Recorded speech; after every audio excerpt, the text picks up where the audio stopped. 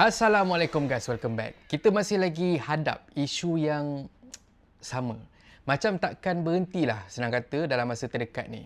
Firdaus Wong antara nama aktivis yang memang besar dan selalu jadi perhatian sebab kelantangan dia bersuara termasuk dekat dalam isu rumah ibadat tak patuh undang-undang. Itu kalau kata bahasa belapik dia lah, ataupun bahasa tepat dia, rumah ibadat haram.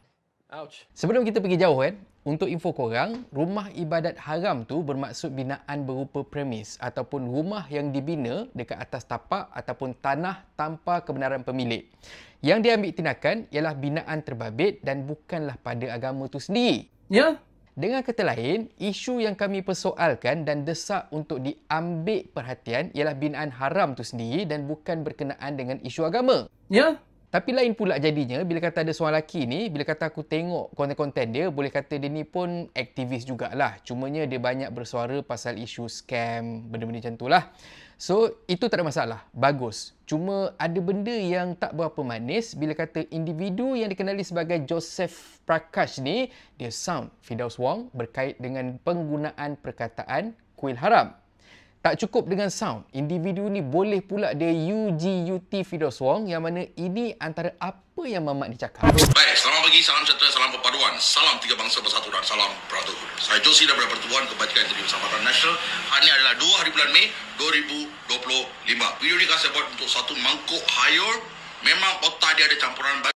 Aku dah cakap dengan cara baik pun dia tak nak dengar. Habis kali ni kau masih dah cakap kuil haram, aku kali ni akan pijak kat mulut kau. Panas. Aku cakap aku mesti bikin Firdaus Wong. Kau jangan main-main.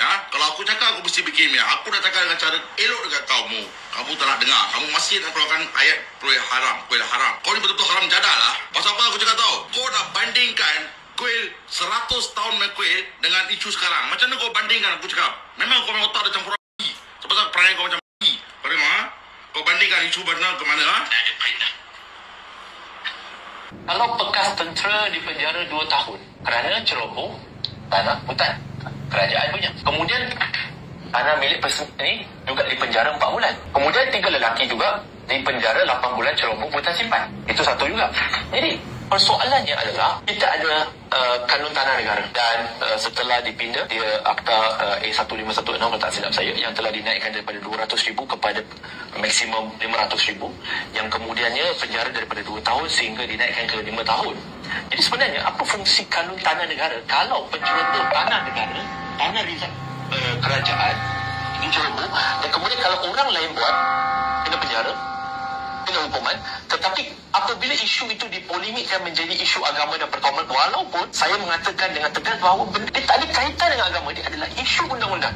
Tetapi apabila ada pihak yang tidak bertanggungjawab, dia mengheret isu itu kepada ini adalah isu perkauman, ini adalah isu agama. Kita kena runding, kita nak selesaikan secara harmoni. Soalan saya simple je. Apabila mereka ini yang dipenjarakan, bekas tentera yang dipenjarakan dan mereka semua ini yang kena dipenjarakan ni, mereka juga ada agama, mereka juga ada kaum, mereka juga ada bangsa. Kenapa di saat tidak dikatakan bahawa kita perlu berunding, kena berunding dengan penceroboh, kita jangan hukum, jangan bawa ke mahkamah sebab mereka ada agama mereka ada kaum mereka. Kita tak nak mencetuskan ketegangan kaum. Kita pun tak nak.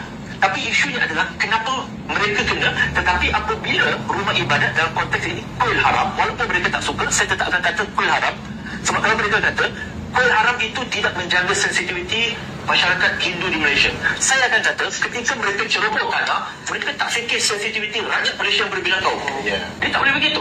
Kenapa? Bila mereka heret kepada isu kaum dan agama, kita willingly surrender dan ikut naratif mereka. Benar-benar kita ikut dengan rentak mereka bahawa ini isu perkauman, kita selesaikan dengan harmoni. Yang ini tak selesaikan dengan harmoni. Aku yang cakap pasal nak selesaikan secara harmoni. Yang kalau kau tak puas hati, kau pergi ke embassy Britain, kau tanya ke orang England, kenapa dia bersarakan tanah untuk orang India benar kuil masa tu. Kau nak bandingkan isu 100 tahun ke sekarang, kau ni otak mana sih kau simpan ni, Firdaus Wong? Aku tanya pada kau ni, sekarang otak kau simpan kat mana? Isu sekarang, kau tahu, bapa kau pun belum lahir lagi lah, tapi kau dah cakap undang-undang macam mana? Kuil tu bina dah masa dulu, 100 tahun dulu, diorang dah bagi tempat, dah bina kuil, diorang maintain sehingga hari ini. Kau faham, kena faham benda tu, Asyik kau ulangi kuil haram. Kali ni aku cakap, aku jumpa, aku cakap cari kau. Aku Aku sumpah aku cakap aku mesti bikin Mia. Aku dah cukup bosan lah dengan kau main cerita.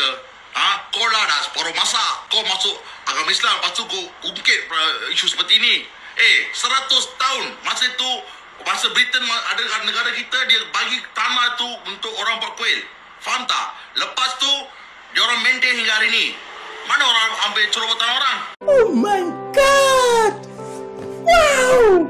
So, it doesn't work like that. Aku faham. Let's say kalau macam kata memang ada kuil yang dah pun terbina dengan arahan, bukan arahan lah, dengan kebenaran daripada pihak penjajah sewaktu penjajahan berlaku. Lepas tu dapat pula endorsement, surat rasmi ataupun geran untuk make sure yang tanah tu memang milik kuil yang pada zaman dahulu tu. Itu semua kita faham, kita tak ada masalah pun.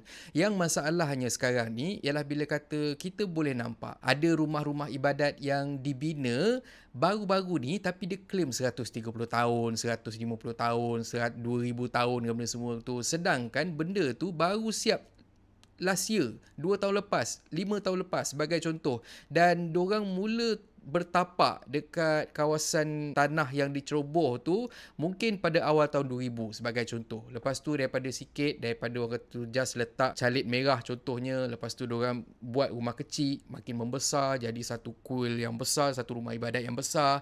Lepas tu diorang tiba-tiba claim yang tempat tu diorang dah beribadat 50 tahun, 100 tahun. Tak adalah benda-benda macam tu. Ya? Dan dengan jelasnya, ini benda yang kita perjuangkan. Sebab dekat dalam video aku yang pertama dulu pasal isu kuil haram ni pun aku dah cakap dah. Kalau kata betul, kuil tu berusia 130 tahun sebagai contoh kan, pada aku, better kita leave it be. Sebab benda tu dah jadi macam orang kata tu khazanah negara, for example. Tapi bila kita dapat tahu yang kuil tu baru je dibina, celah mana pula nak buat jadi khazanah negara?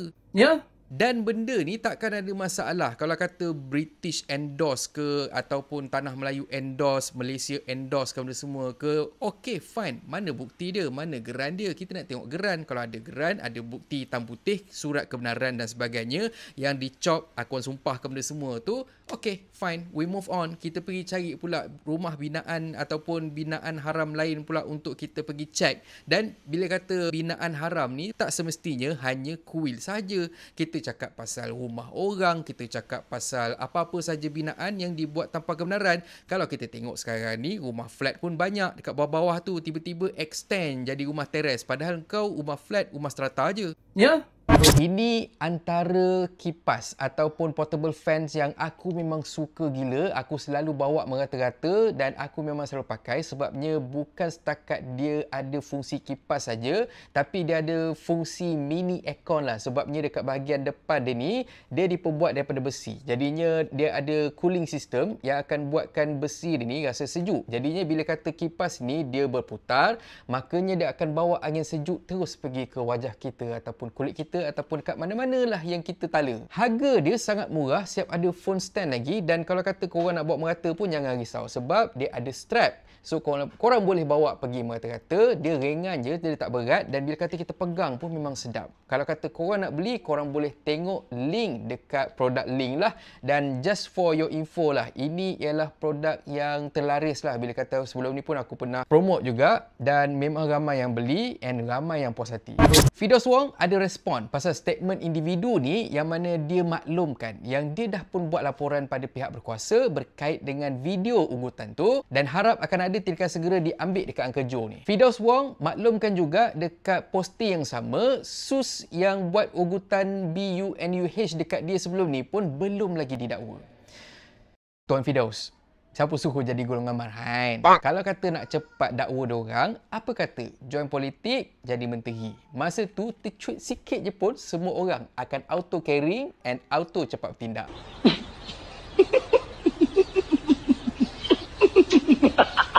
Apapun, Firdaus Wong maklumkan yang sebelum ni dia memang pernah jumpa dengan Uncle Joe berhubung dengan isu kuil haram juga. So pada pandangan aku lah kan, kalau kata dah jumpa, Uncle Joe ni pun dah tahu dah Firdaus Wong tu office dia kat mana benda semua. Jadinya memang elok lah kalau kata buat police report sebab takut lah kalau kata tahu-tahu je nanti si Uncle Joe ni dia boleh pula tersengih dekat depan office.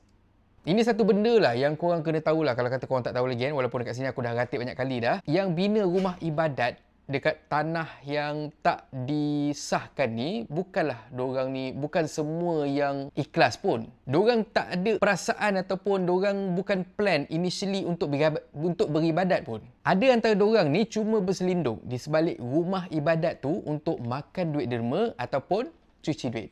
Kalau kata korang pernah tengok lah filem Amir Khan, filem PK tu, mesti korang tahu. Kalau kata korang tak tengok lagi, korang pergi tengok. But anyway, setakat video ni dibuat, aku tak nampak lagi ada sebarang tindakan yang dah pun diambil dekat Uncle Joe. InsyaAllah kalau kata ada ataupun ada update terbaru, aku akan kongsikan dengan korang. Apapun, aku harap tekanan demi tekanan yang Firdaus Wong lalu sekarang ni takkan patahkan semangat dia untuk berjuang demi kebenaran. Untuk isu binaan haram ni, ini bukan perjuangan ke arah agama, korang kena tahu tu. Tapi lebih kepada tanggungjawab rakyat yang nak mempertahankan kedaulatan undang-undang. Untuk Uncle Joe, kena tahu. Ini ada beza tau. Betul. Dan air kata pepantun, hujung minggu jual kain. Jual sampai stesen komuter. Jumpa depan, cakap lain. Dekat belakang, sembang gangster. Dan kalau korang suka konten ada dalam channel ni, please consider to subscribe. So thank you very much for watching. And have a nice day. Assalamualaikum.